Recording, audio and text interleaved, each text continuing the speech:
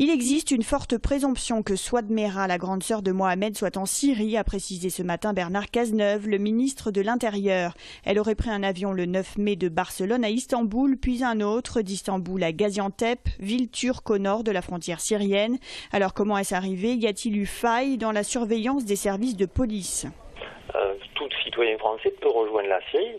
Ce qui est condamnable, c'est le fait de participer à une djihad, donc à des combats avec des groupes terroristes.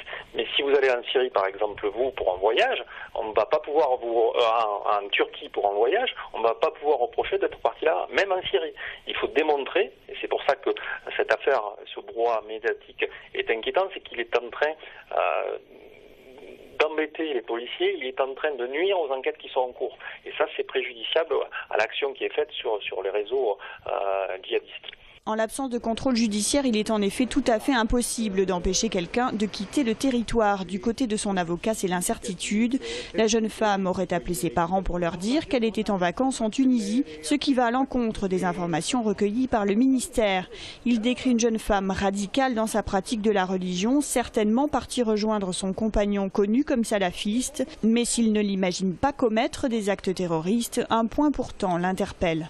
À partir du moment où elle part avec 4 enfants, 8 mois le dernier, elle engage ses enfants dans une situation très périlleuse pour eux. Et là, on comprend mal, alors que moi je l'ai toujours connue comme une mère très attentionnée, vivant même de façon très étroite et très soucieuse d'une éducation sérieuse de ses enfants.